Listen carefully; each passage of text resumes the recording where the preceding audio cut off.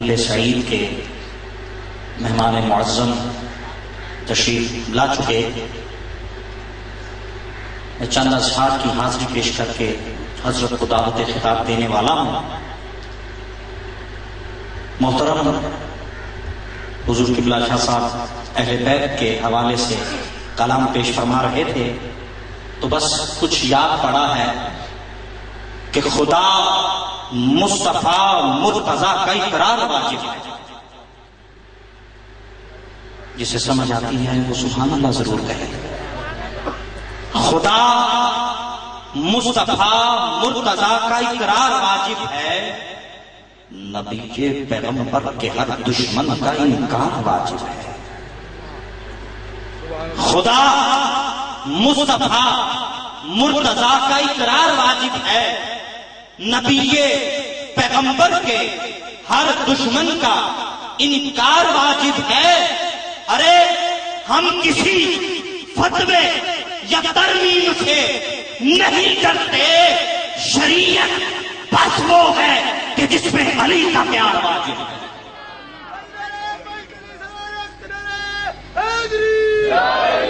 شریعت بس وہ ہے کہ جس میں علی کا پیار واجب ہے۔ اور سنیے کہ رک گیا کیوں رو داد اوصاف جلیل کہتے ہوئے، رک گیا کیوں رو داد اوصاف جلیل کہتے ہوئے، ارے کیوں جھجکتا ہے تو علی کو ولی کہتے ہوئے؟ رک گیا کیوں رو داد اوصاف جلیل کہتے ہوئے، کیوں جھجکتا ہے تو علی کو ولی کہتے ہوئے؟ جب انہیں مولا کل تسلیم کرتا ہے تو پھر تجھے کیوں موت آتی ہے یا علی کہتے ہوئے؟ تو پھر تجھے کیوں موت آتی ہے یا علی کہتے ہوئے؟ اب مولا کائنات کی بارگاہ سے امام حسنین کریم نین کی بارگاہ میں چلتے ہیں کہ آداب مصطفیٰ میں شریعت کھڑی ہے۔ سبحان اللہ کہیں، جنہیں سمجھ آ رہی ہے نا وہ سبحان اللہ کہیں۔ پیش کر رہا ہوں کہ آداب مصطفیٰ میں شریعت کھڑی رہی، دروازہ بطول پہ امامت کھڑی رہی۔ ارے سجدے میں تھے حضور، سجدے میں تھے حضور، در پشت تھے حسین، ارے بیٹھے رہے حسین اور عبادت کھڑی رہی۔ بیٹھے رہے حسین، عبادت کھڑی رہی۔ اور حضور مولا کائنات اور حسنین کریمین کی والدہ محترمہ کی عظمت نہ بیان کروں تو تکمیل نہیں ہوتی۔ کسی شاعر نے بہت خوبصورت لکھا کہ میرا خدا جسے اوج کمال دیتا ہے، حافظ صاحب، میرا خدا جسے اوج کمال دیتا ہے اسے بطول کی چوکھٹ پہ ڈال دیتا ہے۔ میرا خدا جسے اوج کمال دیتا ہے اسے بطول کی چوکھٹ پہ ڈال دیتا ہے۔ یارو اگر کسی کو پرکھنا ہو تو بس یا علی کہہ دو، یہ وہ نام ہے جو شجرے کھنگال دیتا ہے۔ ارے یہ وہ نام ہے جو شجرے کھنگال دیتا ہے۔ اور سنیے کہ جن کے سجدوں سے منور ہے جبین آفتاب، جن کے سجدوں سے منور ہے جبین آفتاب، میرے حرفوں کی عبادت ان خدا والوں کے نام، اور میری شہرت کا لہو نظر شہیدان وفا، میری شہرت کا لہو نظر شہیدان وفا، میرے جذبوں کی عقیدت ان کربلا والوں کے نام۔ سامعین محترم، بلا تاخیر واجب الاحترام، واجب التعظیم، نہایت ذی محتشم، ذی قدر، ذی شان جناب حضور پیر طریقت رہبر شریعت حضور حضرت خواجہ غلام مصطفیٰ فخری صاحب دامت برکاتہ القدسیہ، آپ کی خدمت میں عرض پرداز ہوں کہ آپ اپنے روحانی، وجدانی، عرفانی خطاب دل نواز سے حاضرین و سامعین کے قلوب و اذہان کو معطر و معمر فرمائے۔ نعرہ تکبیر۔ نعرہ رسالت، نعرہ رسالت، نعرہ رسالت، نعرہ حیدری۔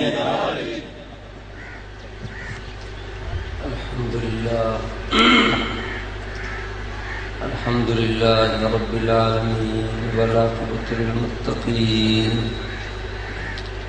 والصلاة والسلام على سيد الأنبياء والمرسلين وعلى آله وأصحابه وأهل بيته وعترته وعشيرته وعلماء أمته وصلحاء ملته أجمعين. اللهم يا نور لك الحمد سديدا وصل على حبيبك المجتبى وعلى آله أبدا. اللهم يا نور قبل كل نور ويا نور بعد كل نور ويا نور فوق كل نور ويا نور تحت كل نور. لك النور وبك النور وفيك النور ومنك النور وإليك النور وأنت النور ونور النور ونور على نور. وصل على نورك الأنور وعلى آله السرج الغرر صلاة تنبر بها وجوهنا من نور وصدورنا من نور وعيوننا من نور واجسادنا من نور وارواحنا من نور. آمين آمين يا نور الأنور المنير. أما بعد فقد قال الله تبارك وتعالى في الكلام المجيد والفرقان الحميد. فأعوذ بالله من الشيطان الرجيم. بسم الله الرحمن الرحيم. إن الذين آمنوا وعملوا الصالحات سيجعل لهم الرحمن ودا. صدق الله مولانا العظيم وبلغنا رسوله النبي الكريم الأمين ونحن على ذلك لمن الشاهدين والشاكرين والحمد لله رب العالمين. إن الله وملائكته يصلون على النبي يا أيها الذين آمنوا صلوا عليه وسلموا تسليما. الصلاة والسلام عليك يا سيدي يا رسول الله وعلى آلك وأصحابك يا سيدي يا حبيب الله.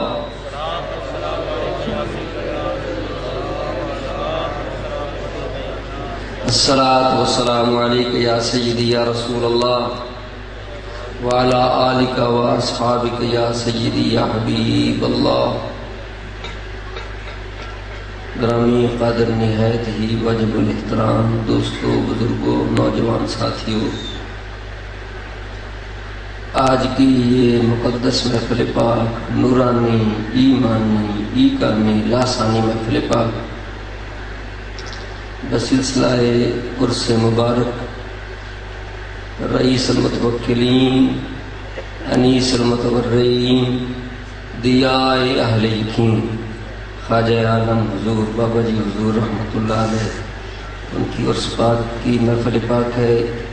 اور اس سلسلہ عرس میں اس کا انعقاد ہے. دعا ہے رب العالمین آپ کی اور میری حاضری قبول و منظور فرمائے. کیونکہ یہ روحانی محفل پاک ہے، عرس کی محفل پاک ہے. اس میں جو صوفیہ اکرام، اہل تصوف لوگ جو ہیں، ہمارے جو اکابرین ہیں، ان کا ذکر خیر، ان کی فیوز و برکات، ان کی اقوال جو اللہ کی توفیق سے میرے علم میں ہیں، میں انشاءاللہ عرض کروں گا. ویسے تو میری ایک حاضری بھی سکول کی نہیں ہے. اردو بولنے میں اگر کوئی غلطی ہو تو معذرت، کیونکہ میں اردو پڑھا ہوا نہیں ہوں، لیکن میری زبان پہ میرے ذوق میں آج یہ بات چل پڑی. تو کچھ معروضات میں استرار کروں گا، اگر کسی کو سمجھ آ جائے تو ٹھیک ہے، نہ آئے تو وہ مجھے معذور سمجھے. کیونکہ الحمدللہ میرے بابا جی کا جو فیوز و برکات ہے، میں سمجھتا ہوں کہ اس کے سمجھنے والے لوگ موجود ہیں.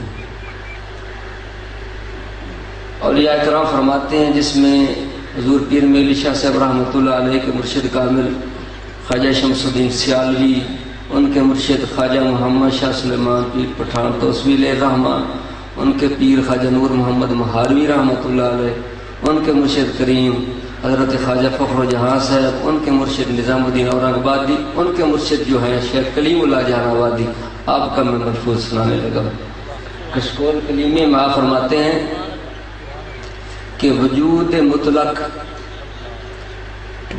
مطلق بیشتر اس کے کہ وجود ذلی و کونی میں ظاہر ہو مخفی تھا۔ وجود مطلق بیشتر اس کے کہ وجود ذلی و کونی میں ظاہر ہو مخفی تھا، اس بے نشان کا کوئی نشان نہ تھا، پھر اس محبت کے تقاضے سے جو اس کو اپنے آپ سے ہے،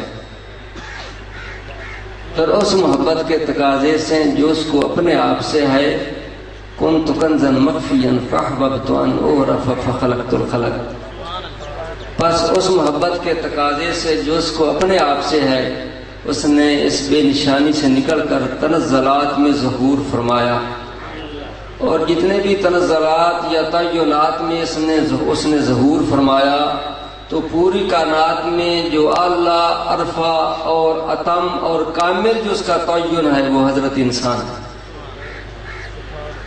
اس کا تعینات میں سے مختلف تعینات میں اس نے ظہور فرمایا تو کامل اور عرفہ والا جو اس کا تعین ہے وہ ہے حضرت انسان۔ اور انسان کا کمال کس چیز میں ہے؟ تو شیخ کلیم اللہ جان آبادی فرماتے ہیں کہ انسان کا کمال یہی ہے کہ وہ اطلاق کی طرف رخ کرے اور جس بے رنگی سے باہر آیا تھا پھر اسی میں لوٹ گیا۔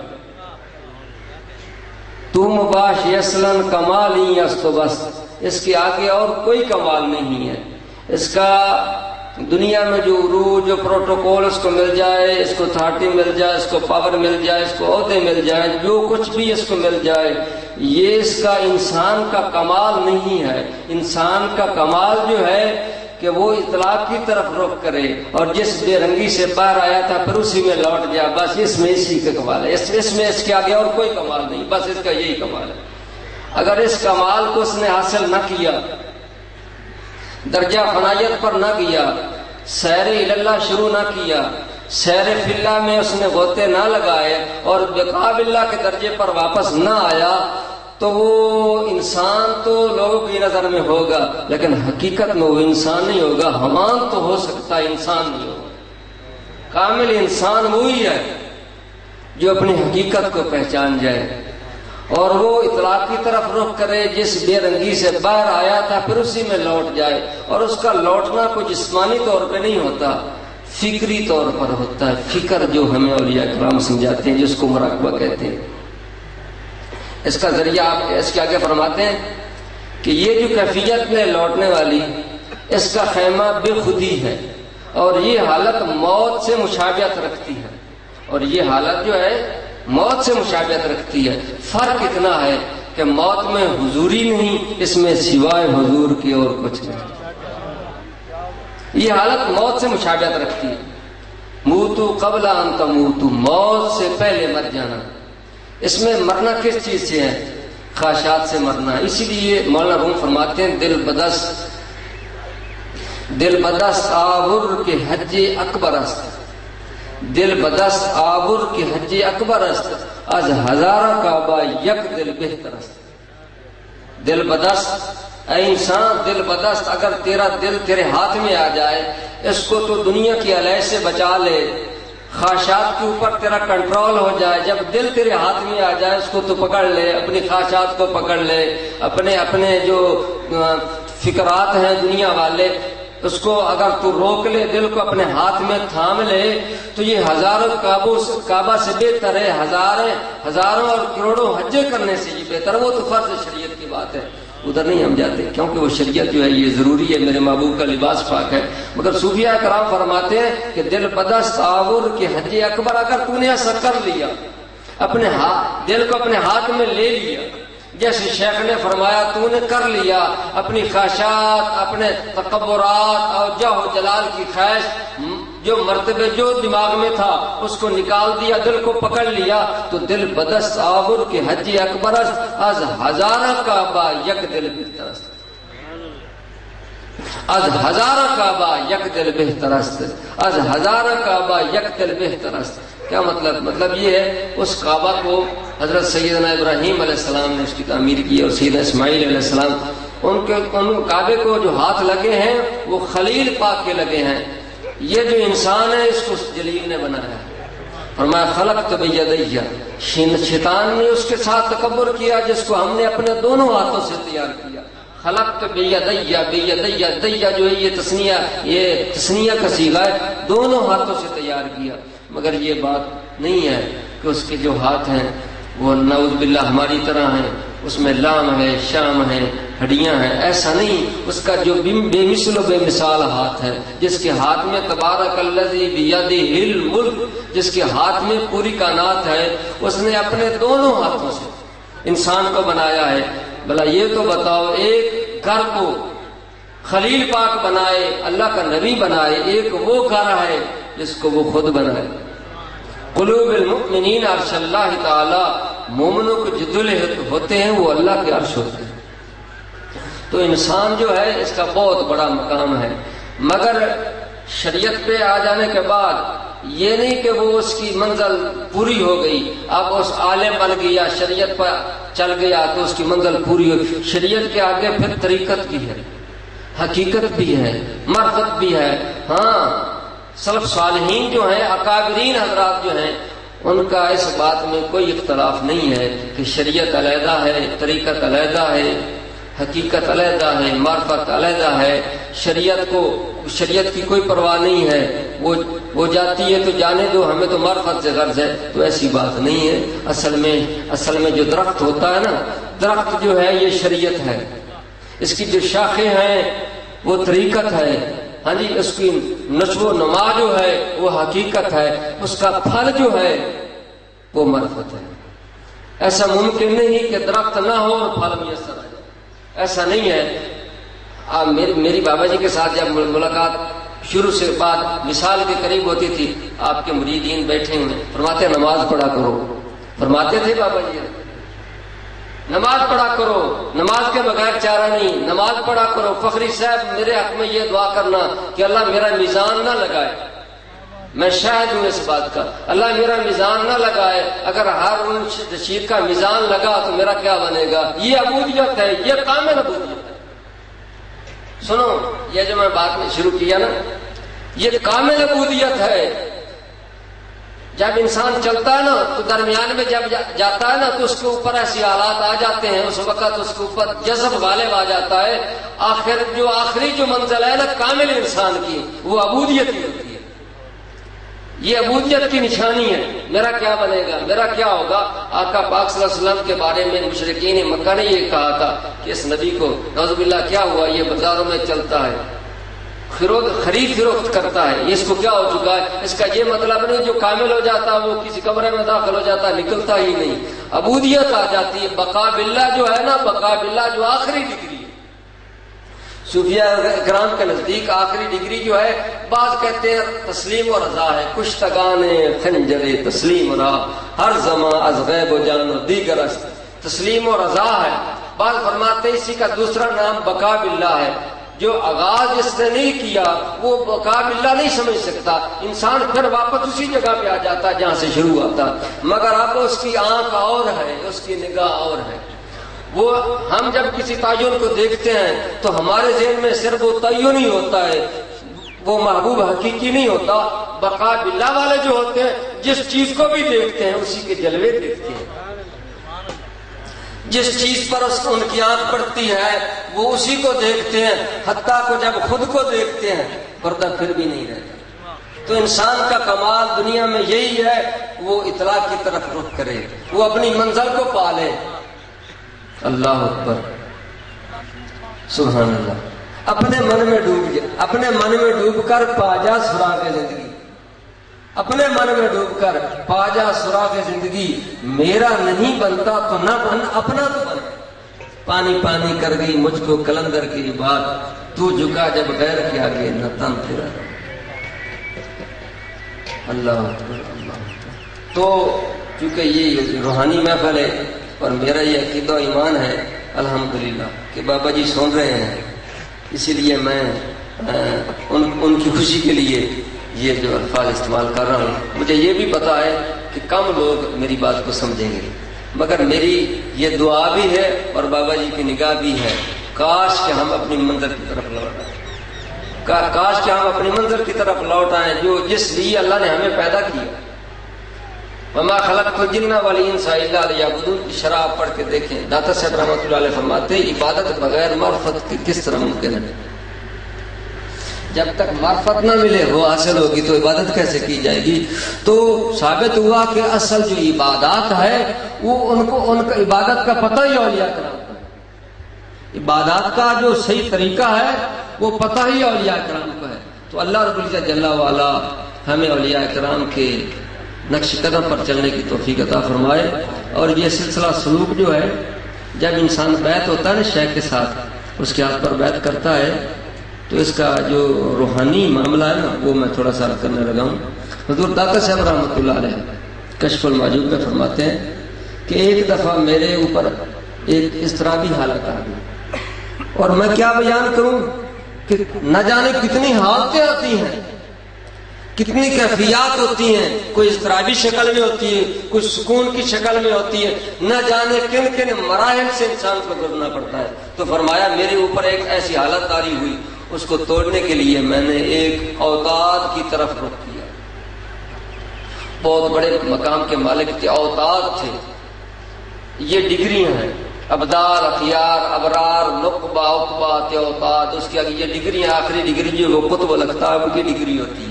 یہ بات بھی آپ سمجھ لیں، آخری ڈگری جو ہے نا وہ قطب الاقطاب کی ہوتی ہے۔ قطب الاقطاب کو ہی دوسرا لفظ غوث کہا جاتا ہے، اس کے آگے پھر کوئی ڈگری نہیں ہے، اس کے آگے پھر صحابیت نبوت کا درجہ ہے۔ مگر یہ بات بھی قابل سماعت ہے کہ قطب لفظ قطب کیوں کہا گیا اس کو؟ یہ عربی لفظ ہے قطب الاقطاب، یا قطب کا لفظ جو ہے یہ عربی لفظ ہے۔ یہ قطب جو ہے اس کی جو شرح ہے وہ یہ ہے کہ جب انسان، وہ پہلے دور میں عورتیں جب آٹا پیستی تھی نا چکی پہ، کسی نے دیکھی ہوئی تو میرے ساتھ مجھے تائید کرو، وہ چکی ہے، اس کے دو پڑ ہوتے ہیں، ایک نیچے والا ایک اوپر، اس کے نیچے ایک کلی ہوتی ہے، کلی نے سارا وزن اٹھایا ہوا ہوتا ہے۔ جب آٹا کو بریک کرنا ہوتا ہے تو اس کو تھوڑا سا نیچے کر دیا جاتا ہے، تو وہ پڑ کا جو وزن دوسرے پر پڑتا ہے وہ آٹا زیادہ بریک پیسنے لگتی ہے۔ اگر موٹا کرنا ہو تو اس کو کلی کو اٹھایا جاتا ہے۔ تو اب یہ کلی جو چل رہی ہے نا، یہ نظام پڑ والا چکی والا نظام چل رہا ہے، یہ کلی پر چل رہا ہے، کلی کے سر پر چل رہا ہے۔ تو کائنات کا نظام قطب کے سر پر چلتا ہے، کائنات کا جو نظام ہے وہ قطب کے سر پر چلتا ہے، اور 7 قطب ہوتے ہیں کائنات کے۔ اگر تقسیم کی جائے تو ان کے 7 حصے بنتے ہیں، ایک حصہ کو اقلیم کہا جاتا ہے۔ تو 7 اقلیم ہے اور 7 ہی اقطاب ہوتے ہیں، اور ان کے اوپر پھر ایک قطب الاقطاب ہوتا ہے۔ اس کی میں دوسری مثال میں آپ کو دے دوں، اور مثال میں آپ کو دوں تاکہ علمی اضافہ تو ہو جائے۔ یہ آپ نے دیکھا ہوگا، میری اس طرف زیادہ توجہ نہیں ہے، میں نے یہ دیکھا ہے کہ بہت بڑا ٹی وی ہے، اس میں سی ڈی ڈالی جاتی ہے، وہ چلائی جاتی ہے، ہاتھ میں ریموٹ ہوتا ہے، وہ سی ڈی کو آگے کرنا ہے تو ادھر سے کر لیتا ہے، ادھر پڑا ہوا ہے، وہ حجم میں بہت بڑا ہے، یہ حجم میں بالکل چھوٹا ہے، یہ حجم میں بالکل چھوٹا ہے، وہ حجم میں بہت بڑا ہے۔ مگر اس کو آگے کرنا ہے، پیچھے کرنا ہے، بند کرنا ہے، چلانا ہے، جو کرنا ہے ادھر بیٹھ کر ہم کر سکتے ہیں۔ وہ حجم میں بہت بڑا ہے، مگر بنانے والے نے کمال کر دیا، جو پرزا اس میں رکھا وہ اس میں بھی رکھا، جو پرزا اس میں رکھا ہے اس میں بھی رکھا ہے۔ مگر یاد رکھو وہ ان پہ غالب نہیں ہے، ریموٹ پہ وہ غالب نہیں، ریموٹ اس پہ غالب ہے۔ حجم میں یہ چھوٹا ہے، وہ بڑا ہے، یہ اس کے اوپر غالب ہے۔ بنانے والے نے اس کو غلبہ دیا ہے، یہ اس کے اوپر غالب ہے، اس کو بند بھی کر سکتا ہے، چلا بھی سکتا ہے، سیدھی کو آگے پیچھے بھی کر سکتا ہے۔ جیسے یہ ریموٹ کام کر رہا ہے، اللہ کے دست قدرت میں ایک قطب ہوتا ہے، قطب الاقطاب ہوتا ہے، کائنات کا نظام اسی سے چلتا رہتا ہے، کائنات کا نظام اسی سے چلتا رہتا ہے، اسی کے ارادے سے چلتا رہتا ہے۔ حضور حضرت عبدالعزیز دباغ رحمت اللہ علیہ فرماتے ہیں کہ میں جو بات کرنے لگا ہوں کسی کی سمجھ میں نہیں آئے گی، لیکن میں کرنے لگا ہوں کہ لوگوں کے ارادے جو ہوتے ہیں وہی اس کے ارادے ہوتے ہیں۔ میں نے بہت بڑی ہائی بات کر دی۔ لوگوں کے جو ارادے ہوتے ہیں نا، ارادہ ذہن میں آتا ہے، یہ بھی اسی کتب کے تابع ہوتا ہے، جیسے چاہے وہ کسی پر اپنا ارادہ ڈال سکتا ہے، یہ اس کو مقام حاصل۔ اور اس کی گواہی میں امام شرانی رحمۃ اللہ علیہ کی کتاب طبقات شریف اور الجواقیت والجواہر کا الحمدللہ تھوڑا سا مطالعہ کیا ہے۔ امام شرانی فرماتے ہیں حضور غوث پاک محبوب سبحانی، آپ تھک تو نہیں گئے؟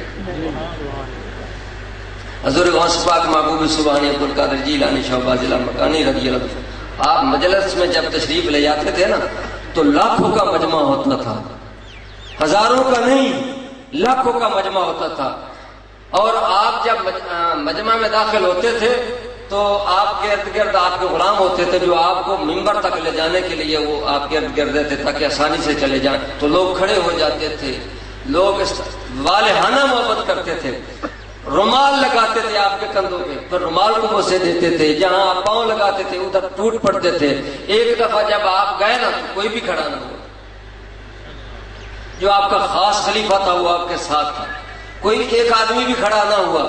ادھر آؤ، ادھر ہٹو، بابا جی آ رہے ہیں، حضور غوث پاک آ رہے ہیں، تھوڑا سا رستہ دو، تھوڑا سا رستہ دو، ادھر ہو جاؤ، ادھر ہو جاؤ۔ وہ سوچنے لگا کہ آج جو میرے پیر صاحب کا جو مقام ہے، شیخ عبدالقادر جیلانی کا جو مقام ہے، اس کو آج کیا ہوا ہے؟ پہلے تو جب ہم مجلس میں آتے تھے تو لوگ کھڑے ہو جاتے تھے، آج کیا ہوا ہے؟ لوگوں کو اٹھانا پڑا۔ تو آپ تھوڑا سا چلنے کے بعد اپنے غلام کی طرف توجہ سے دیکھا، جو سوچ رہا تھا کہ آج میرے غوث کی غوثیت کو کیا ہوا ہے، اس کی طرف دیکھ کر مسکرا دیے۔ بس آپ مسکرائے تو لوگ کھڑے ہو گئے، آپ مسکرائے تو لوگ کھڑے ہو گئے، پھر ان سے کنٹرول بھی نہ ہو سکا۔ آپ نے ان کے کان میں یہ بات بتائی کہ میں آپ کو یہ دکھانا چاہتا تھا، ٹیکنیکل دکھانا چاہتا تھا کہ لوگوں کے دل اللہ نے عبدالقادر جیلانی کے ہاتھ میں دے دیے ہیں، یہ میری اپنی مرضی ہے، پکڑ لو یہ چھوڑ دو۔ لوگوں کے قلوب، لوگوں کے دل اللہ نے عبدالقادر جیلانی کے ہاتھ میں دے دیے ہیں، یہ میری اپنی مرضی ہے، پکڑ لو یا چھوڑ دو۔ ٹیکنیکل دکھایا، پریکٹیکل دکھایا کہ تو نے دیکھ لیا، پہلے میں نے ان کو چھوڑ دیا تھا بیٹھے رہے، اب میں نے ان کو پکڑ لیا تو اٹھ کر کھڑے ہو گئے، تو ہم پکڑے ہوئے ہیں۔ ہم اپنے طور پہ نہیں ہیں، ہمیں پتا ہم اپنے طور پہ آئے ہیں، مجھے بھی پتا ہے، میں سوچتا ہوں میں اپنے طور پہ آیا ہوں۔ میں شاید کچھ سوچتے ہوں گے یہ میرا طارق صاحب پہ احسان ہے، طارق صاحب نے مجھے بلایا ہے، اس نے مجھے دعوت نامہ بھیجا ہے، طارق صاحب پہ میرا احسان ہے، حافظ صاحب پہ میرا احسان ہے، فلاں پہ میرا احسان ہے۔ میں نے قیمتی وقت نکالا ہے، میں نے قیمتی وقت نکالا ہے، بابا جی کے آستانے پہ آیا ہوں، بس اسی لیے میں مجبور تھا کہ اگر نہ آتا تو نہ جانے طارق صاحب کیا سوچتے رہیں گے، اس لیے میں آیا ہوں۔ یہ غلط فہمی ہے، اس کو نکالو، یہ غلط فہمی ہے۔ کنٹرول کرتے نہ آتے، کنٹرول کر لیتے نہ آتے، دنیاوی معاملے میں بھی تو طارق صاحب ہم سے خفا ہوتے رہتے ہیں، نہ آتے نہیں۔ اگر آپ آئے ہیں، رات کو محفل میں آئے ہیں، دن کو آئے ہیں، وقت نکالا ہے، ان میں آپ کا کوئی کمال نہیں، یہ تو میرے بابا جی کا کمال ہے۔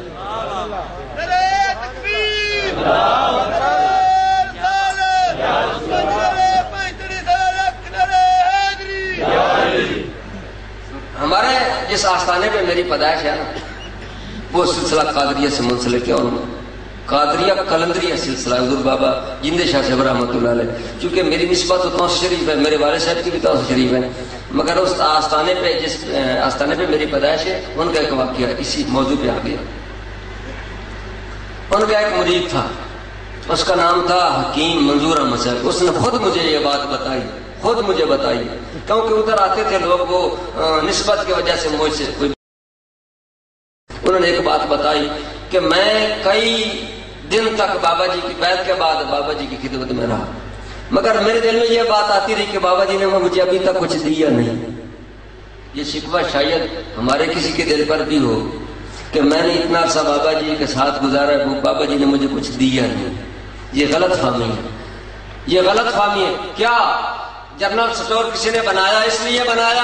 ہر چیز موجود ہے، خدا کرے یا الہ العالمین آج ایک گاہک بھی میرے پاس نہ ہے، ایسا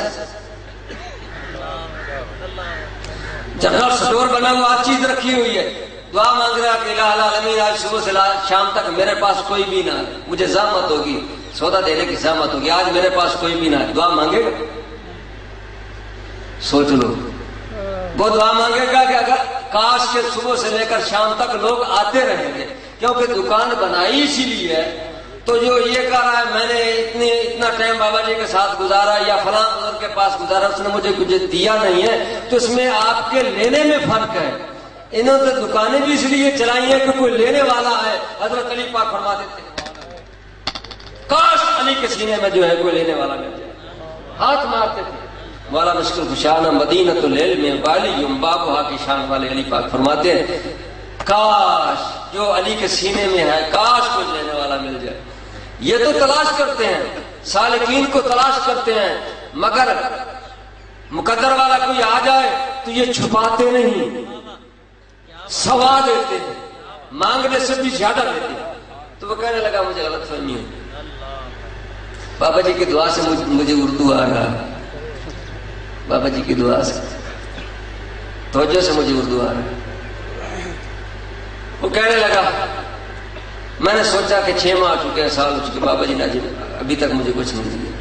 تو میں نے پڑھا تھا اور میں نے بھی پڑھا، اور میں اگر کوئی شوق سے پڑھے، جو بابا جی کے ساتھ 1 سال 2 سال جس نے گزارے ہیں، اگر وہ شوق سے پڑھے تو میں انشاءاللہ اس کو اجازت بھی دیتا ہوں۔ رسالہ روئی شریف، رسالہ روئی شریف سلطان باؤ رحمۃ اللہ علیہ کا اگر کوئی پڑھنا چاہے بابا جی کا غلام تو پڑھ سکتا ہے، کیونکہ بابا جی کی تربیت جو تھی وہ کمال درجے کی تھی، آپ پڑھ سکتے ہیں انشاءاللہ۔ رسالہ روئی شریف میں نے خود پڑھا ہے کہ سلطان باؤ رحمۃ اللہ علیہ فرماتے ہیں اے سالک جلدی میرے پاس آ، اے سالک جلدی میرے پاس آ جا، بس تیرے آنے کی لیٹ ہے، جب تو آ جائے گا تو میں تجھے ایک نگاہ سے بکمال کر دوں گا۔ اور میرے رسالہ روئی کو پڑھو، یہ میری ذاتی تصنیف نہیں ہے، یہ کسی اور کی، اس میں یہ راج ہے سے میرے شاہد گواہ ان کے پاس وہ رسالہ شریف ہے۔ تو فرماتے ہیں جو اس رسالہ کو نہیں پڑھتا اسے قسم کہ وہ پڑھے، جو رسالہ شریف کو نہیں پڑھتا اسے قسم اگر وہ پڑھے میں فیض نہ دوں تو پھر مجھے قسم۔ ایسے ایسے آپ کے جو دعوے ہیں وہ حق پہ مبنی ہیں اور سچے دعوے ہیں، تجربہ کیا۔ تو میں جو بات کرنے لگا تھا اس کے دل میں یہ بات آ گئی کہ سلطان باؤ کے پاس چلتے ہیں، وہ تو ایک نگاہ سے کام کر دیتے ہیں۔ بابا جی کے پاس میں اتنا ٹائم رہا، کچھ نہیں دیا، وہ چل پڑا۔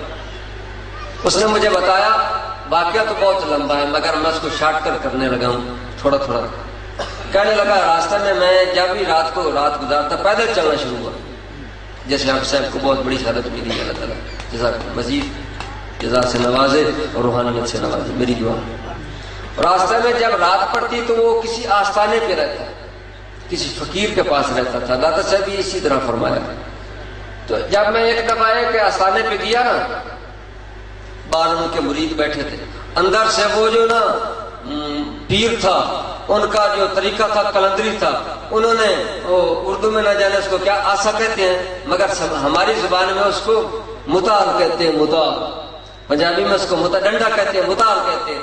وہ بہت لمبی متار لے کر میرے پیچھے بھاگنا شروع کر دیا، میں ان کے آگے آگے، وہ میرے پیچھے پیچھے۔ کہ ادھر کیوں آیا تو، ادھر کیوں آیا تو؟ مجھے ایسا لگتا تھا کہ مجھے ایک ہی مار دے گا، ولایت لینا تو کچھ آ رہی، جان بھی جا رہی ہے۔ دوڑتا رہا، آگے سے ایک اور بزرگ نکلا، نہ جانے وہ کہاں سے نکلا، ان کا عجیب روپ تھا۔ اس نے جب دیکھا اس نے کہا ٹھہرو، تم جانتے ہو ان کو یہ کون ہے؟ ٹھہرو، تم جانتے ہو یہ کون ہے؟ اس نے کہا بس ابھی میں واپس جاتا ہوں، بس ابھی میں اس کو کچھ نہیں کہوں گا، بس ابھی چلتا ہوں، بزرگوں میں ابھی چلتا ہوں۔ وہ واپس چلا گیا۔ وہ بزرگ میں اس کو پہچانتا نہیں تھا، پھر اس کے آگے چلتا رہا۔ وہاں دریا کراس کرنا تھا، میرے پاس جو کشتی کا جو کرایہ تھا وہ بھی نہیں تھا، وہ کرایہ بھی مجھے کسی نے اچانک دے دیا، یہ کشتی کا کرایہ وہ بھی میں لے لیا۔ کافی معاملات ہیں، چلتا رہا۔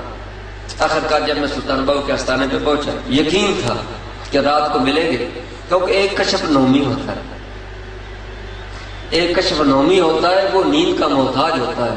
جس کو کشف نومی ہوتا ہے وہ کوشش کرتا ہے کہ نیند آ جائے، نیند میں میرا وہ جو سین ہے نا عالم مثال پھل جائے گا، کچھ مجاہدات ہو جائیں گے. یہ کشف نومی ہوتا ہے. جو ولی کامل ہوتا ہے وہ نومی کشف کا پابند نہیں ہوتا. دل دریا سمندروں ڈونگے کون دلا دیا جانے ہو، وچے بیڑے وچے جیڑے وچے مجموعے ہو، 14 طبق دلے دے اندر تبو بگڑتا ہے.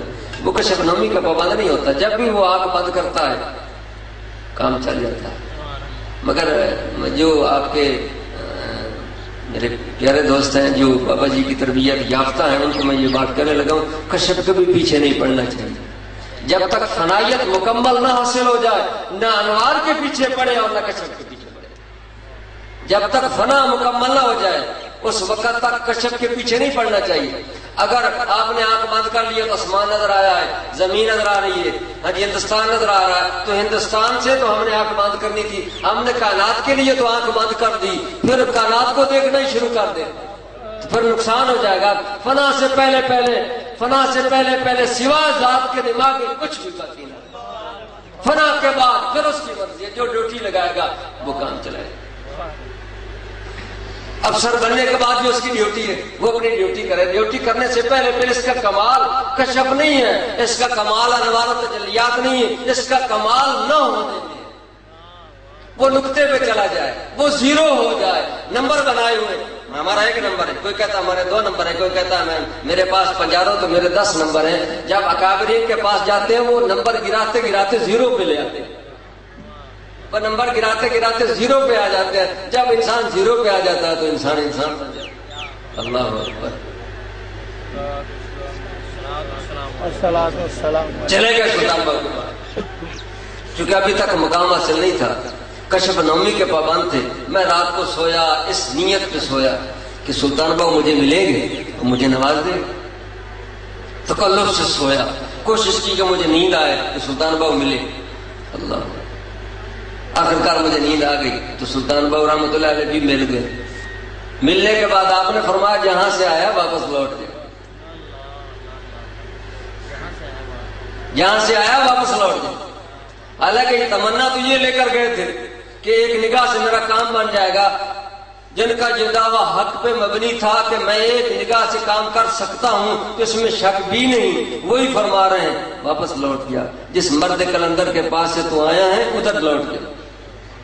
یہ نہیں کہ ادھر چلا جائے تو جلدی فیض مل جائے گا، ادھر چلا جائے تو جلدی فیض مل جائے، ادھر چلا جائے گا تو جلدی فیض مل جائے گا. ایسا نہیں. جس کے ساتھ تو بندھا ہوا، جس کے ساتھ تیری نسبت وہاں مضبوط ہو جا.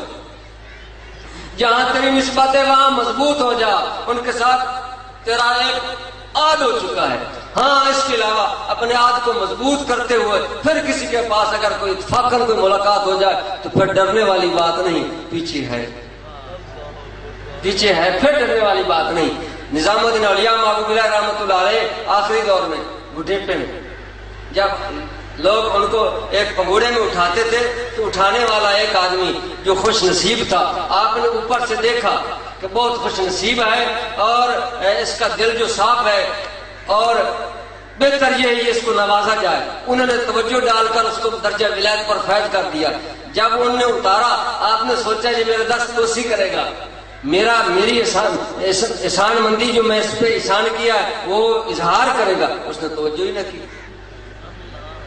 آپ نے فرمایا دیکھ بیٹے میں نے آپ کو کوئی دولت دی ہے. انہوں نے کہا ہاں جی بابا جی آپ نے دی ہے. آپ فرمایا تو میرے ساتھ توجہ نہیں کرتا. اس نے کہا آپ تو میرے واقف نہیں ہے، یہ کمال ہے تو میرے پیر کا کمال ہے جس نے آپ کے دل میں یہ بات ہے. اس میں آپ تو میرے واقف آپ نہ دیتے. میں نے کہا تھا آپ کو میں آپ کا طالب بنا ہوں، میں تو آپ کا طالب نہیں بنا. آپ نے نوازا ہے، میں نہ آپ کو جانتا تھا نہ آپ مجھے جانتے، اس کے باوجود آپ نے نوازا ہے تو یہ آپ کا ارادہ جو نوازنے والا یہ کرم تو میرے پیر کا ہے نا، جنہوں نے آپ کی توجہ میری طرف کر دی. پھر ڈرنے والی بات ہے. ہاں اگر پہلی نسبت سے اکھڑ گیا، پہلی نسبت سے اگر بھٹک پڑا تو پھر کوئی پتہ نہیں. کیونکہ ایک پتھر جو ہوتا نا، پتھر کے اوپر ایک تھوڑا چھوٹا پتھر ہے، چٹان ہے تھوڑی سی، اگر وہ ہل جائے نا متحرک ہو جائے تو اس کے اوپر سبزہ نہیں ہوتا. یہ بات سمجھنے والی. ایک پہاڑ ہے نا, پہاڑ کے اوپر ایک 10 من کی ایک چٹان ہے تھوڑی سی, اگر اس کے ساتھ جڑی ہوئی ہے اس کے اوپر سبزہ ہو جائے گا. اگر وہ جڑی ہوئی نہیں, متحرک ہے, تو یقیناً اس کے اوپر سبزہ نہیں ہوگا, کیونکہ وہ متحرک ہے. جو ایک دفعہ متحرک ہو جاتا ہے تو پھر کوئی پتہ نہیں ہوتا وہ کتنی دفعہ بھی متحرک ہو جاتا ہونے کا خطرہ. جو ایک دفعہ جڑ جاتا ہے تو بہت آگے نکل گیا. فرمایا اسی طرف چلا جائے جہاں سے آیا. واپس لوٹنے لگا, مشقتوں سے آتا رہا. چیچا وطنی میں آیا, میرے پاس کرایہ نہیں تھا. ایک آدمی ملا, اس نے مجھے کچھ پیسے دیے, مجھے یاد نہیں ہے, نسیان ہے, نہ جانے کتنے پیسے دیے. ان پیسوں سے میں نے تھوڑے سے سر بھی کیے اور نصف پیسوں سے میں نے جلیبی لے لی. ان پیسوں سے میں نے نصف پیسوں سے میں نے جلیبی لے لی. اس ارادے سے دی کہ بابا جی جو ہے وہ بہت سخی ہیں, جب ان کے پاس جلیبی ان کے سامنے رکھوں گا اس کو وہ تقسیم کرنا شروع کر دیں گے, وہ آپ بابا جی کو بھول جائے گا کہ کدھر گیا تھا. بابا جی کی توجہ کو دوسری طرف مبذول کرنے کے لیے میں نے یہ بہانہ بنایا جلیبی کا کہ بابا جی کے پاس جب جلیبی رکھوں گا نا تو وہ آپ کی طرف ساری توجہ جلیبی کی طرف ہو جائے گی, تو تقسیم کرنا شروع. آپ سخی تھے وہ. جب میں گیا تو آپ تشریف فرماتے, میں نے ان کے ساتھ سامنے وہ جلیبی رکھی. جب رکھی دیکھ لی, فرمانے لگے تو کہاں گیا تھا, کہاں گیا تھا؟ میں کیا بتاؤں, میں نے تو سوچا تھا کہ ان کی طرف توجہ تو جلیبی کی طرف ہو جائے. اب کہاں گیا تھا بتاتا نہیں. جی بابا جی. پھر کیا ملا؟ سلطان بابا نے کیا کہا؟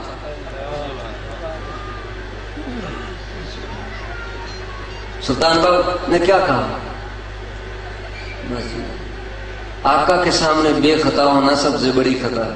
یہ بات بھی قابل سماعت ہے. مرشد کے سامنے, باپ کے سامنے, والدہ کے سامنے, استاد کے سامنے اگر قصور نہ بھی ہو, یہ کہے کہ میرا کوئی قصور نہیں, یہ سب سے بڑا قصور ہے. آقا کے سامنے بے خطا ہونا سب سے بڑی خطا ہے. کہنے لگا بس بابا جی غلطی. فرمایا مجھے یہ تو بتا, جب وہ ملنگ آیا تھا آپ کو مارنے کے لیے کس نے بچایا تھا؟ پہچانا تو نے اس کو؟ جب وہ درویش آپ کے پیچھے پڑا, آسا لے کر, متار لے کر, آپ دوڑ پڑے تھے, آگے والا جو آیا تھا جس نے بچایا تھا اس کو تو نے پہچانا تھا وہ کون ہے؟ بابا جی کوئی پتہ نہیں. اچھا یہ بتا, جب کرائے کی ضرورت پڑی تھی, کشتی پار کرنا تھا, دریا عبور کرنا تھا, کشتی کے بارے میں جب تو پریشان ہوا, میرے پاس کرایہ نہیں, تو جس نے کرایہ دیا تھا اس کو تو نے پہچانا تھا؟ ساتھ ہی ساتھ کرتے. تو یہ اکابرین کا مقام ہوتا ہے. یہ ضروری نہیں ہوتا کہ وہ ان کو جسمانی طور پر جانا پڑے, ایسی بات نہیں. ان کو اللہ تعالیٰ یہ مقام عطا فرما دیتا ہے کہ وہ جس صورت, جس شکل میں چاہیں اور جہاں چاہیں وہ اپنا تمثل چھوڑ سکتے ہیں. یہ بات بھی قابل سماعت ہے, سمجھنے والی بات ہے. انسان کامل جو ہوتا ہے وہ ایک جگہ بیٹھا ہوا ہے, اگر وہ اللہ کی توفیق سے, اللہ کی مشیت کے مطابق, اگر وہ کائنات کے کسی کونے میں جس شکل کے ساتھ ظاہر ہونا چاہے وہ ہو سکتا ہے. قریب و بعید کے پردے ان کے سامنے ختم ہو جاتے ہیں. اسی لیے تو شیر محمد شرف علی رحمۃ اللہ علیہ, آپ کا ایک مرید تھا نا, وہ ہرنام سنگھ کرار تھا, ان کی وہ نوکری کرتا تھا. بہرحال واقعہ لمبا شارٹ کٹ کرتا ہوں. جب وہ اس کو گاڑی پہ بٹھایا, ریل گاڑی پہ بٹھا دیا, وہ لاہور سوداگری پہ چلا گیا, سوداگر تھا. جب گھر میں آیا, اس کی وائف جو تھی, اس کی بیوی تھی, اس کا ارادہ خراب ہو گیا کہ ہرنام سنگھ تو چلا گیا, آج میرے پاس رات کو آنا. وہ مسلمان تھا, ڈرتا تھا. جب وہ گھر میں داخل ہوا, آگے سے ہرنام سنگھ آ رہا ہے, آگے سے ہرنام سنگھ آ رہا ہے. وہ واپس لوٹ گیا, کمرے میں سو گیا. جب کل کو ملاقات ہوئی, اس نے کہا تم کیوں نہیں آیا؟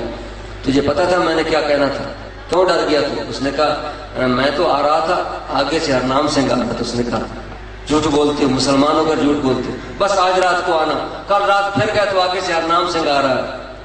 اس نے کہا اگلے دن وہ ملی, اس نے کہا ڈونیا, اس نے کہا آگے سے ہرنام سنگھ آ رہا ہے. اس نے کہا یہ گرانت ہے میرے سر پہ. تو خود اس نے گاڑی پہ بٹھایا, وہ تو ادھر نہیں ہے, کون آج رات ضرور آنا. جب تیسری رات ہو گئی, آگے سے ہرنام سنگھ آ رہا ہے. پھر دوڑا اور واپس گھر کو روانہ ہوا. اب کوئی اور مزدوری کر لیں گے، اس کی نوکری چھوڑ دیتا ہوں، لیکن اپنے شیخ کامل کی زیارت کرتے ہوئے چلا جاؤں۔ جب بیت و آپ جمعہ پڑھا رہے تھے، جمعے کا خطبہ دے رہے تھے، جب وہ آیا اور پیچھے بیٹھ گیا، آپ تقریر کرتے ہوئے اپنے بات جو تھی اس کو ختم بھی نہیں کیا تھا، وہاں روکی، فوراً کہنے لگے اے میرے مرید جو ہے نا وہ خود اپنا خیال کیا کریں، مجھے بار بار ہرنام سنگھ نہیں بنا جاتا، مجھ سے بار بار ہرنام سنگھ نہیں بنا جاتا، میرے جو مرید ہیں وہ خود اپنا خیال کیا کریں، مجھے یہ تکلف نہ دیا کریں، مجھ سے بار بار ہرنام سنگھ کے روپ میں آنا میرے اوپر تکلف ہو۔ اللہ اکبر۔ تو ایک حدیث پاک داتا صاحب کا ایک واقعہ میں نے شروع کیا تھا اس طرح بھی حالت والا، اگر کہو تو سنا دو۔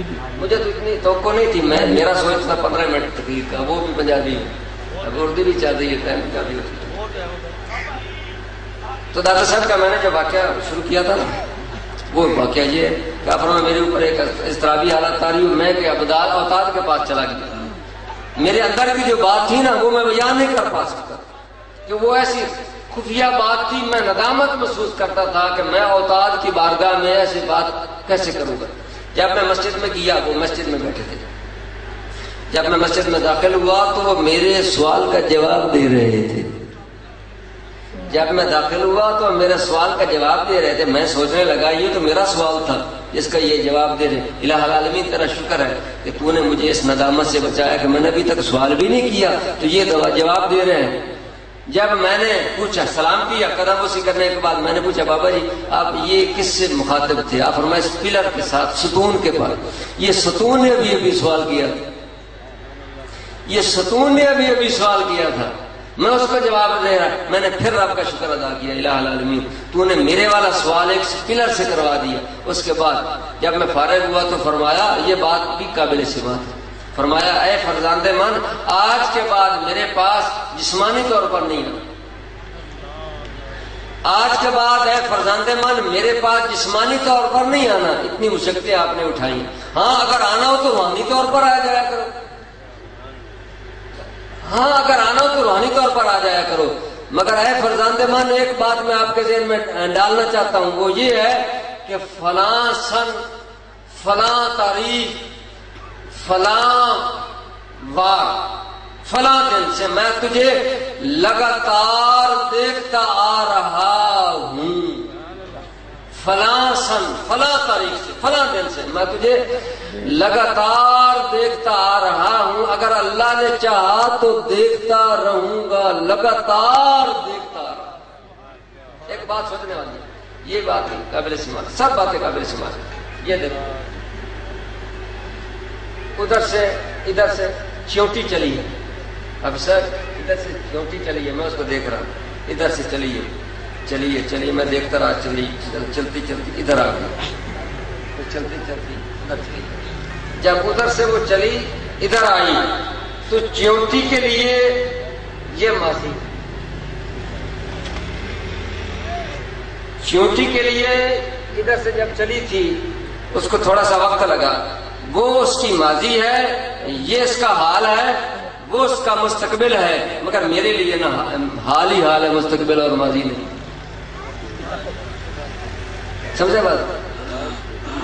کیونکہ وہ چھوٹی ہے نا، اس کا سفر ہے، وہ سفر طے کرتے کرتے جب ادھر آئے اس کو دوسری چوٹی پوچھ لے تو وہ اس کا ماضی بنے گا، آغاز بنے گا سفر کا، اس کا انجام جو ہے وہ منتہا جو ہے اگلی وہ اس کا مستقبل ہے، یہ اس کا حال ہے، میرے لیے اس کا چلنا، اس کا مستقبل، اس کا حال، اس کی ماضی میرے لیے حال ہی حال ہے، میرے لیے ماضی نہیں ہے۔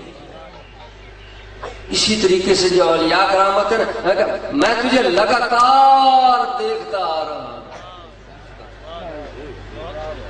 میں تجھے لگاتار دیکھتا آ رہا ہوں، ان کے لیے یہ لگاتار دیکھنا ماضی نہیں، وہ تو یکساں دیکھتے ہی رہے، یہ تو نبی پاک صلی اللہ علیہ وسلم کے غلام ہے، آقا کا کیا مقام ہے، آقا کا کیا مقام ہے، نبیوں کے سلطان کا کیا مقام ہے۔ اللہ اکبر، اللہ اکبر، لا الہ الا اللہ، واللہ اکبر، اللہ اکبر وللہ۔ میں تجھے لگاتار دیکھتا ہوں، فلاں تاریخ، فلاں سے۔ آپ نے فرمایا، میں نے فوراً غور کیا، میں نے سوچا وہ کون سا وقت تھا، وہ کون سا سن، تاریخ، دن، فرمایا مجھے فوراً یاد آ گیا وہ وہی دن تھا جس دن میں نے اپنا ہاتھ شیخ کے ہاتھ میں دیا، وہ وہی دن تھا جس دن میں نے اپنا ہاتھ اپنے شیخ کے ہاتھ میں دیا تھا، وہ دن تھا۔ تو ہاتھ تو دیا حضرت ابو الفضل خطلی رحمۃ اللہ علیہ کے ہاتھ میں، مگر ادھر اوتاد کی بھی ڈیوٹی لگی ہوئی ہے۔ پہلے وہ کیوں نہیں، انہوں نے یہ کہ فلاں تاریخ سے دیکھتا آ رہا ہوں، معلوم ہوا پہلے کیوں نہیں دیکھا؟ پہلے تو دیکھتے تھے کیونکہ وہ ایسے فورس میں داخل نہیں تھے، جب داخل ہوئے تو دیکھتا رہا۔ تو جو سالک چلتا ہے اس پر نہ جانے کن کن کی توجہ ہوتی ہے، اکابرین کی توجہ ہوتی ہے اس کے اوپر۔ تو اللہ رب العزت جل وعلا یہ جو کچھ میں نے آپ کو سنایا ہے یہ میں نے کتابوں میں پڑھا ہے، اور دعا فرمائے یہ میرا مقام نہیں ہے، حقیقت جانو میں حلفیہ کہہ سکتا ہوں میرا مقام نہیں ہے، میں نے صرف کتابوں میں پڑھا، بابا جی کی صحبت سے اولیاء کرام کی صحبت سے میں نے جو فیوز و برکات حاصل کی ہیں میں نے آپ کو سنا دی ہیں، اور اب یہ دعا فرمائے جو میرا قول ہے یہ میرا حال بھی بن جائے۔ یہ جو میرا قول ہے نا میں آپ کو سنایا، اللہ آپ کو اور مجھے یہ ہمارا حال بنا دے۔ اور حضرت جنون مصری کا ایک قول آپ یاد فرمائیں، حضرت جنون مصری رحمۃ اللہ علیہ فرماتے ہیں کہ ایک آدمی لوگوں کے سامنے اپنے آپ کو اس طرح پیش کرتا ہے۔ کون فرماتے ہیں؟ حضرت جنون مصری رحمۃ اللہ علیہ۔ یہ بات بہت ہی زیادہ قابل توجہ۔ جو آدمی اپنے آپ کو لوگوں کے سامنے ایسی صورت، ایسی سیرت، ایسی امتیازی شکل میں پیش کرتا ہے کہ دیکھنے والے سمجھیں کہ یہ کچھ ہے۔ دوبارہ دہراتا ہوں، جنون مصری رحمۃ اللہ علیہ فرماتے ہیں جو آدمی لباس کی وجہ سے، کیفیات کی وجہ سے، حال کی وجہ سے لوگوں کے سامنے اس طرح پیش ہوتا ہے کہ لوگ اس کو دیکھ کر، اس کے لباس کو دیکھ کر، اس کی وجہ کو دیکھ کر، اس کی صورت کو دیکھ کر، اس کے لباس کو دیکھ کر، اس کے حال کو دیکھ کر سمجھیں یہ کچھ ہے، مگر فی الوقت وہ کچھ ہے نہیں، تو وہ اللہ کی نظر سے گرتا چلا جائے گا، گرتا چلا جائے گا۔ وہ آدمی اللہ کی نظر نگاہ سے گرتا چلا جائے گا، گرتا چلے جائے گا، گرتا چلے جائے گا، کیونکہ اس نے لوگوں کے سامنے قول میں، فعل میں، حرکات و سکنات میں ایسا پیش کیا کہ لوگوں نے سمجھا یہ کچھ ہے، وہ کچھ ہے نہیں، تو وہ اللہ کی نگاہ سے گر جائے گا۔ تو اسی لیے ہمارا حال، قول، فعل اللہ تعالیٰ یکساں فرما دے۔ یہ پہلے ہوتا ہے، یہ پہلے ہوتا ہے ایسا۔ عبودیت میں ایسا نہیں، عبودیت میں لباس کا یا ایک آدمی کی امتیازی شکل ہے، اس نے اپنی شکل امتیازی بنائی ہوئی ہے، دوسرے سے منفرد شکل ہے، تو لوگ سمجھے کہ یہ درویش ہے، درویش والی شکل بنائی ہوئی ہے تو وہ سمجھے گا کہ درویش ہے۔ مثال کے طور پر امامہ شریف ہے، وہ بہت اونچا اس کا شملہ نکلا ہوا ہے اور ایسا جبہ یا ایسے کوئی اس نے ڈیزائن بنایا ہوا ہے کہ لوگ ہماری طرف متوجہ ہوں، تو فی الوقت اگر اس میں وہ کیفیت نہیں تو یہ مقام نہیں۔ بس ہمارا یہ، ہمیں کوئی جانے نہ جانے، ہمیں کوئی پرواہ نہیں ہونی چاہیے، ہمیں کائنات نہ جانے تو ہمیں کوئی پرواہ نہیں، بس ایک ہمیں جانے، ایک ہی نگاہ میں مقبول ہو جائے جو وہ ہمارا محبوب حقیقی، بس کوئی ہمیں جانتا ہے، اس کی توجہ ہمارے اوپر رہے، تو اللہ تعالیٰ ہمارے حال، ہمارے قول، ہمارے فعل، ہمارا ظاہر، ہمارا باطن اللہ تعالیٰ یکساں فرما دے۔ اور ایک حدیث پاک کا میں نے وعدہ کیا تھا، میں نے کسی کتاب میں یہ نہیں پڑھا کہ انسان یہ عمل کرے گا تو اللہ کی محبت اس کے لیے لازم ہو جائے گی۔ میں نے کسی کتاب میں نہیں پڑھا یہ فلاں وظیفہ کرے گا تو اللہ کی محبت اس کے اوپر لازم ہو جائے گی، فلاں کرے گا، فعل کرے گا، اللہ کی محبت لازم۔ ہاں ایک حدیث قدسی میں نے پڑھی ہے، حضرت معاذ بن جبل رضی اللہ تعالیٰ اس کے راوی ہے، حضرت مسند امام احمد کے اندر یہ حدیث نقل ہے، اور راوی اس کے معاذ بن جبل ہے، یہ قابل سماعت ہے۔ آقا پاک صلی اللہ علیہ وسلم فرماتے ہیں کہ اللہ تعالیٰ فرماتا ہے،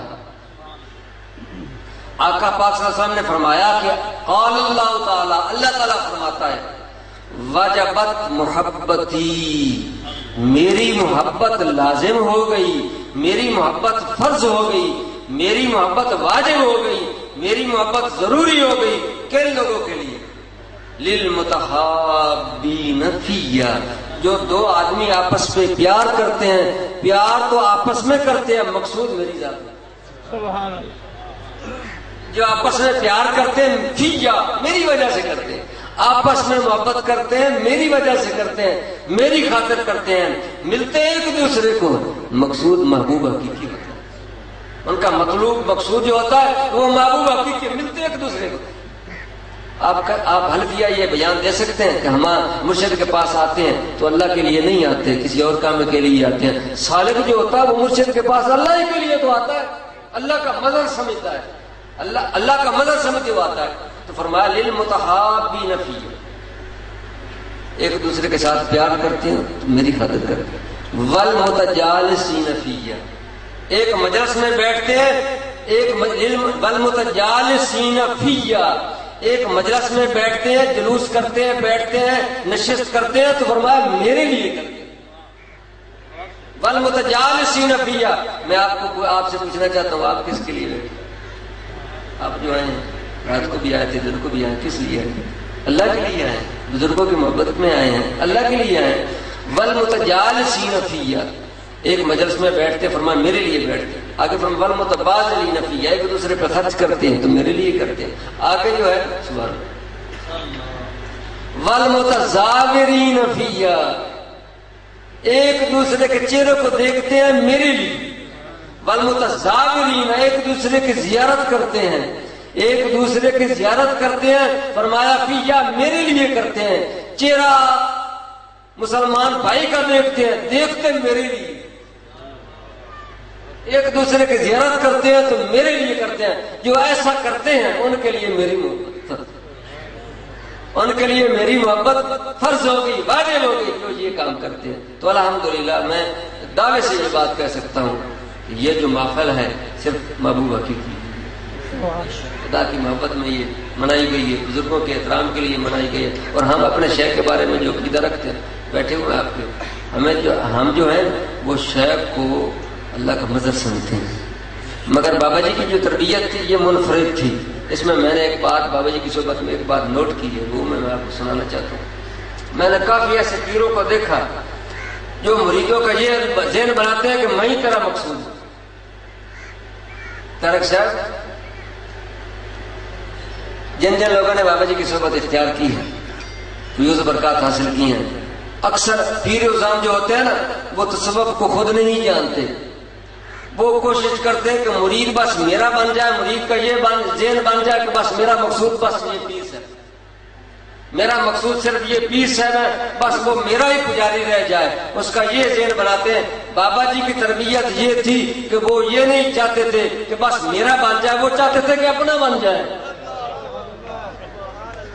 بابا جی کی یہ تربیت تھی، ان کی کوشش یہ تھی کہ میرے ساتھ میرے پاس جو آئے ان کی ایسی تربیت کروں وہ اپنا بن جائے، اپنا بن جائے، اس کو اپنا پتہ چل جائے، ان کو اپنا پتہ چل جائے. خاص اور بہترین تربیت تھی بابا جی. اور آپ کا فیوز و برکات رواں دواں ہے. اور ہمارا اس بات پہ یقین ہے کہ اولیاء کرام جب مزار میں چلے جاتے ہیں تو ان کو فیوز و برکات تو بڑھ جاتے ہیں، ہم نہیں ہوتے. یہ دعویٰ میرے دادا پیر صاحب نے کیا. خواجہ محمد شاہ سلیمان فرماتے ہیں 4 سال تک میں اپنے پیر کے مزار پہ فیض لیتا رہا. 4 سال تک مزار پہ رہا اور فیض لیتا رہا. اور اتنا فیض لیا ہے اگر کوئی میرے پاس آ جائے جو مزار کے فیض کا منکر ہے میں رابطہ کروا سکتا ہوں اور دکھا سکتا ہوں. یہ مزاروں والے دیتے ہیں یا نہیں؟ جو مشرق میں بیٹھ کر مغرب میں فیض دے سکتا ہے، کیا وہ مزار میں چلا جائے تو فیوز و برکات میں کمی آ جاتی ہے؟ ایسی کوئی کمی نہیں آتی بلکہ فیوز و برکات بڑھ جاتی ہے. حضرت شمس الدین سیالوی رحمۃ اللہ علیہ کا قول، آپ فرماتے ہیں جب ولی دنیا میں رہتا ہے تو وہ ایک حصہ جو ہے 10 حصوں میں سے ایک حصہ مخلوق کی طرف ہوتا ہے، 10 حصے اللہ کی طرف. ایک حصہ مخلوق کی طرف ہوتا ہے اور 10 حصے اللہ کی طرف ہوتا ہے. اس کو ڈر لگتا رہتا ہے کہ میرا سانس غافل نہ ہو جائے. وہ اپنے مقصود کی طرف اس کی توجہ ہوتی ہے. اس لیے پیر میل شاہ نے کسی نے مرید نے کہا بابا جی ہمارے پاس ہماری طرف توجہ کیجیے، بابا جی ہم آپ کے دروازے پہ ہمارے توجہ کیجیے. تو آپ نے فرمایا بیٹا یہ بات غلط ہے، میری توجہ کو اپنی طرف مبذول نہ کرو، آپ میری طرف توجہ رکھیں اور میں محبوب حقیقی کی طرف توجہ رکھوں گا. کام دونوں کا بنا رہے گا. آپ میری طرف آ جائیں میں آپ کی طرف آ جاؤں تو کام کیسے بنے گا؟ تو وہ ایک حصہ مخلوق کی طرف ہوتے ہیں، 9 حصے اللہ کی طرف رہتے ہیں. جب وصال کر جاتے ہیں تو فرمایا ایک حصہ اللہ کی طرف ہوتے ہیں، 9 حصے مخلوق کی طرف آتے ہیں. وہ 9 حصے مخلوق کی طرف آ جاتے ہیں. ولی کے وصال کے بعد تو فیوز و برکات بڑھ جاتے ہیں اور یہ مرتے نہیں. یہ مرتے نہیں. ہم جتنے حضرات آئے ہیں ان کا یہ عقیدہ نہیں, ہم تو زندہ سمجھ کر ہیں. ولی مرتے نہیں, نقل مکانی کرتے ہیں. نقل مکانی کرتے ہیں, قبر میں چلے جاتے ہیں, بازار دیکھتے ہیں. مگر آپ کے پیر کا جو کمال تھا نا, آپ کے پیر کی جو سب سے بڑی کرامت تھی, وہ آج میں بیان نہیں کر دوں. پہلے میں اس کو چھپاتا رہا, شاید میں نے بیان نہیں کیا, چھپاتا رہا. خاص دوستوں میں نے یہ بات بیان کی تھی, لیکن آج میں وہ بس میری وہ آخری بات ہے, میں بیان ضرور کروں یہ وہ کچھ میں نے دیکھا. لیکن یہ جو سلسلہ ہوتا ہے نا, یہ ایک اللہ کی طرف سے مشیت کا تقاضا ہے کہ میرا بابا جی کے ساتھ تعلق کا جو ذریعہ وہ طارق صاحب ہیں, حافظ صاحب ہیں. میں ایک شادی پہ آیا تھا, یہ جو بیٹھے ہوئے ہیں آپ کا سلسلہ,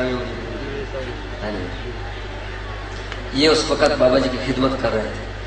پہلی ملاقات ہوئی تھی, اور اس کے بعد پھر دوسری ہوئی, اس کے بعد ایک تعلق پیدا ہو گیا. اور میں طارق صاحب کے ساتھ 2 دفعہ بیاڑی آپ کے آستانے میں, اور 2 دفعہ بابا جی میرے پاس گئے. میں بھی زید آپ کے پاس 2 دفعہ گیا ہوں, بابا جی میرے پاس 2 دفعہ آئے تھے. اور آپ نے مجھے فرمایا تھا کہ فقیر صاحب میرا جنازہ آپ نے کروانا, میرا جنازہ آپ نے کروانا. میں نے کہا اگر زندگی موقع دیا تو انشاءاللہ میں نے پڑھا تھا. اور میں بابا جی کو اپنے طور پہ کہتا رہا کہ بابا جی اللہ آپ کی عمر دراز فرمائے گا, انشاءاللہ شفا ملے گی. یقین دہانی آپ کے عقیدت مندوں کی کرواتا رہا, لیکن آپ بار بار یہ فرماتے نہیں. ٹائم پورا ہو چکا, ٹائم پورا ہو چکا, بس میرا ٹائم تھوڑا باقی ہے, یہ آپ فرماتے رہے. بہرحال جب بابا جی کا وقت آیا, اس وقت مجھے بہت زیادہ بخار تھا, اور میں نے موبائل بھی بند کیا ہوا تھا. جب میں نے صبح کو وہ آن کیا تو حافظ صاحب کا میسج مجھے ملا کہ بابا جی وصال کر گئے. مگر شدت سے بخار تھا, اور بہت زیادہ سردی کی وجہ سے بخار ہوتا تھا. میں نے میڈیسن کھا کے لیٹا ہوا تھا. جب میں نے میسج پڑھا, میں نے سوچا بابا کے ساتھ وعدہ بھی ہے اور بخار بھی اس قدر زیادہ ہے, نہ جانے میرا وعدہ وفا نہ ہو پائے. پریشان تھا. اور جب میں نے فون آن کیا, آپ کے ساتھ بات کی, انہوں نے کہا نہیں آپ کوشش کریں. میں نے کہا میری صحت تو ٹھیک نہیں ہے. اور طارق صاحب انہوں نے کہا نہیں, آپ صاحب نے مجھے یاد نہیں آپ کوشش کریں. میں نے کہا اچھا میں کوشش کرتا ہوں. تو وہ ادھر گاڑی انہوں نے بھیجی تھی. بہرحال میں جب گھر سے نکلا تو تھوڑا سا سنبھلا. بیاڑی آتے میں ٹھیک ہو گیا. جو کپ کپی تھی وہ بھی ختم ہو گئی, اور مجھے توفیق ملی الحمدللہ. میں ادھر لیٹا نہیں رہا, میں بیٹھا رہا, مجھے طاقت ملی. اور جب بابا جی کا جب وہ ادھر آپ کا جسم مبارک لائے تھے نا نفوذ قدسیہ کو, تو میں نے جنازہ پڑھا بابا جی کا. پھر ساتھ ہی ادھر آئے تدفین کے لیے ادھر آئے نا. تو یہ بات حافظ صاحب کے ذہن میں آئی تھی. مجھے اس بات کا نہیں پتا کیا راز ہے. بعد مجھے دوستوں نے بتایا بھی تھا, کسی نے مجھے بتایا تھا, مجھے یاد نہیں. تو حافظ صاحب نے یہ کیا, حالانکہ ان کے صاحبزادے جو تھے ان کا حق تھا. بعد میں نے یہ محسوس کیا یہ ان کے صاحبزادے کا حق تھا.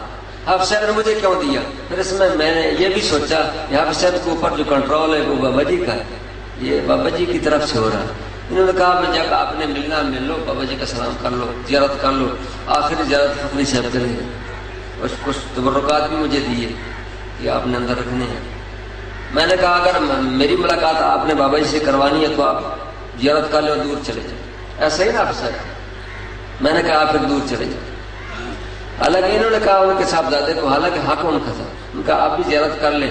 انہوں نے زیارت کر لی, وہ بھی سائڈ پہ ہو گئے. میں نے سائڈ پہ اس لیے کیا تھا, میں نے بابا جی کے ساتھ کوئی بات کرنی تھی. وہ سائڈ پہ ہو گئے. میں نے کہا یہ راز فاش نہ ہو جائے. میں اس میں اندر چلا گیا, سینے سے اندر چلا گیا. قریب جا کر میں نے کہا آپ نے میرے ساتھ وعدہ کیا جنازے کا, وہ میں نے وفا کیا. الحمدللہ میرا یہ عقیدہ و ایمان ہے کہ اللہ کے ولی مرتے نہیں. اگر تھوڑی سی یقین دہانی کروانے کے لیے تھوڑی سی آنکھیں کھولو تو میں نے کھلی دیکھی. میں نے کہا بس تھوڑی سی آنکھ کھولو نا. مجھے یقین تو ہے, میں نے کتابوں میں پڑھا ہے. ہمارا آپ کے ساتھ ایک تعلق اور بھی تھا, وہ یہ تھا کہ وہ ان کی نسبت بھی بابا صاحب کے ساتھ تھی اور میری نسبت بھی بابا صاحب تھی.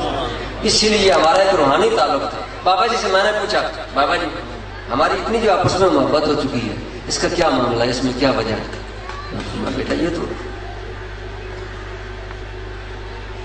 تو ایسا ہی کشش ہوتی. میں کہا نا بابا جی لگتا ہے کہ بابا صاحب کے بعد نے کہا میرے شیخ نے جب میری بیعت کروائی تھی تو بابا جی کے مزار پہ ہاتھ رکھ کر کروائی تھی. میں نے کہا میرا بھی روحانی تعلق بابا صاحب ہے, یہ بابا صاحب کی طرف سے ہی ہے.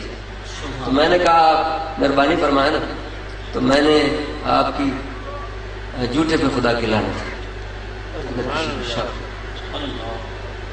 تھوڑی سی آنکھیں کھولو, تھوڑی سی کھولو. تو تھوڑی سی آنکھیں کھلی میں نے دیکھی. حالانکہ میں بعد میں اب صاحب یہ بتا کہ جب آپ نے بابا جی کو وہاں مقدس صندوق میں رکھا تھا آنکھیں بند تھی یا کھلی تھی؟ تھوڑی سی بھی نہیں کھلی تھی. اور میں سٹیج پہ بیٹھ کر کہہ رہا ہوں میں نے تھوڑی سی کھلی دیکھی ہیں. اور یہ بھی ہے جب آدمی دنیا میں رخصت ہو جاتا ہے, میرا تجربہ ادھر ہمارے قبر گستان میں میری پیدائش 7 قبر گستان ہے. ہم نے کوئی دفعہ بچپن میں جنازے دیکھے, آنکھ جو ہوتی ہے وہ الٹی ہوتی ہے. آنکھ جو ہوتی ہے نا مرنے کے بعد الٹی ہو جاتی ہے, اس میں جب وہ طاقت ختم ہو جاتی ہے نا وہ تھوڑی سی دھیمی ہو جاتی ہے, الٹی ہو جاتی ہے. جب دیکھنے کے لیے اس کو ڈر لگتا ہے. میں بچہ تھا ایسی آنکھیں دیکھی جس میں ڈر لگتا تھا. میں نے سیدھی دیکھی ہیں اور کھلی دیکھی.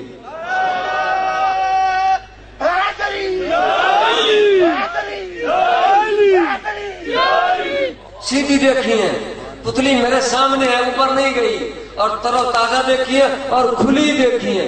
اب میرے پاس جو طاقت تھی نا میں نے کہا بابا السلام. اس کے بعد پھر کسی نے نہیں دیکھا.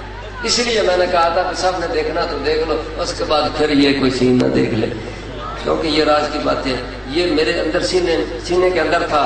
2 سال تک میں نے خاص آپ کے مریدوں کو بتایا تھا, لیکن اعلانیہ طور پر میں نے کسی کو نہیں بتایا.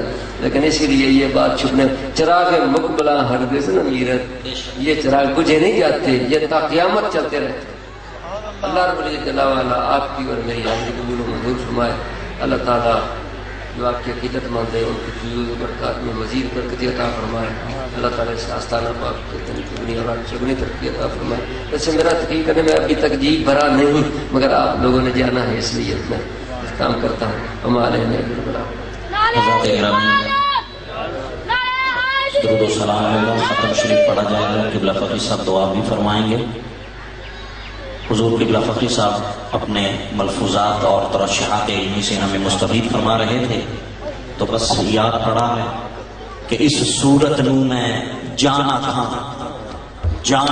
کہ جانے جہانا تھا, سچ آخاں کے رب کی میں شانا تھا, جس شان تو شانہ سب بڑھیا. بس کہ پیر کامل صورت ذل الہ, پیر کامل صورت ذل الہ, دید پیر یعنی دید کبریا. مصطفیٰ جانے لاکھوں سلام شمع بز میں ہدایت پہ لاکھوں سلام شمع بز میں ہدایت پہ چہرہ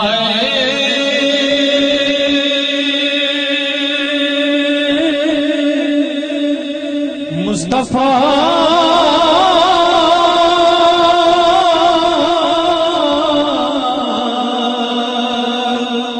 اصل قرآن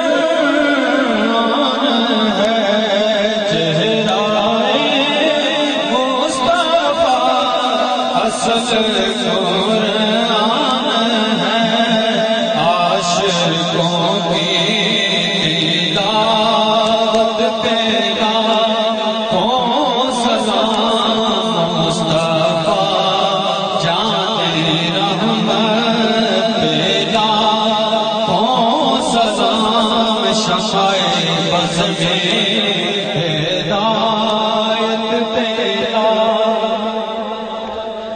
یا نبی سلام علیکہ, یا رسول سلام علیکہ.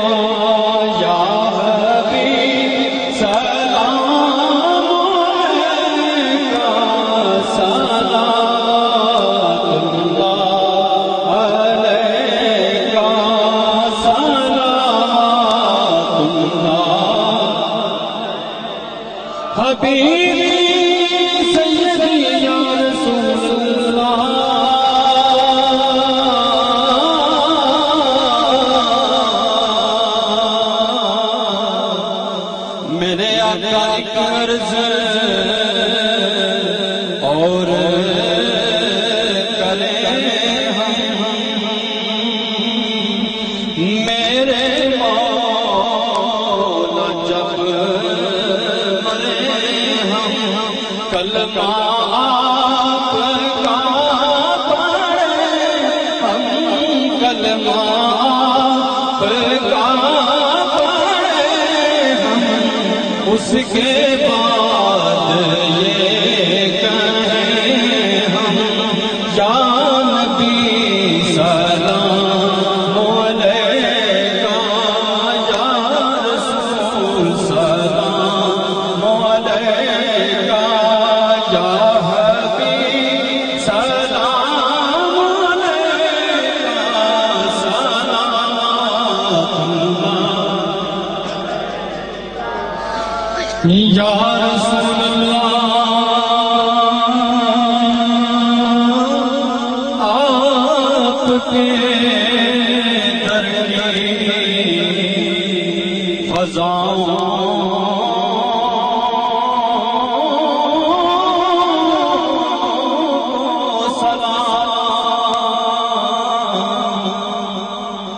گنبد خضرا کی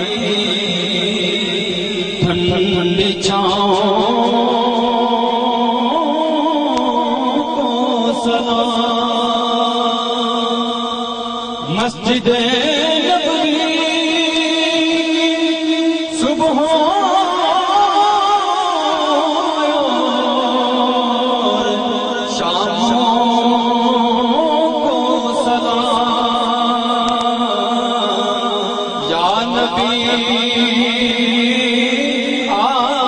آپ کے غلاموں سلام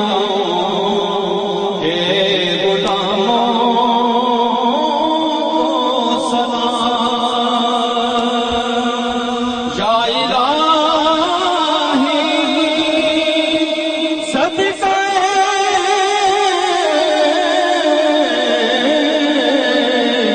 زہرا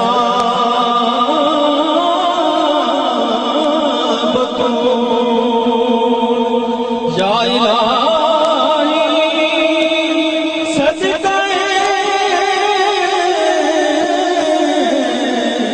آل رسول یہ سلام آج جانا ہو قبول یہ سلام آج جانا ہو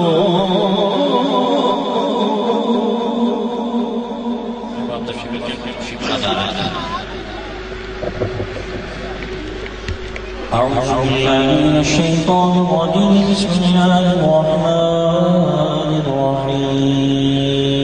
الرحيم هو الله الذي لا إله إلا هو عالم الغيب والشهادة هو الرحمن الرحيم هو الله الذي لا إله إلا هو الملك القدوس السلام المؤمن المهيمن العزيز الجبار المتكبر سبحان الله عما يشركون هو الله الخالق البارئ المصور له الأسماء الحسنى يسبح له ما في السماوات والأرض وهو العزيز الحكيم بسم الله الرحمن الرحيم قل هو الله أحد الله الصمد لم يلد ولم يولد ولم يكن له كفوا أحد بسم الله الرحمن الرحيم قل هو الله أحد الله الصمد لم يلد ولم يولد ولم يكن له كفوا أحد بسم الله الرحمن الرحيم قل هو الله أحد الله الصمد لم يلد ولم يولد ولم يكن له كفوا أحد الله أكبر بسم الله الرحمن الرحيم قل أعوذ برب الفلق من شر ما خلق ومن شر غاسق إذا وقب ومن شر النفاثات في العقد ومن شر حاسد إذا حسد. بسم الله الرحمن الرحيم. قل أعوذ برب الناس ملك الناس إله الناس من شر الوسواس الخناس الذي يوسوس في صدور الناس من الجنة والناس. بسم الله الرحمن الرحيم. الحمد لله رب العالمين الرحمن الرحيم مالك يوم الدين إياك نعبد وإياك نستعين اهدنا الصراط المستقيم صراط الذين أنعمت عليهم غير المغضوب عليهم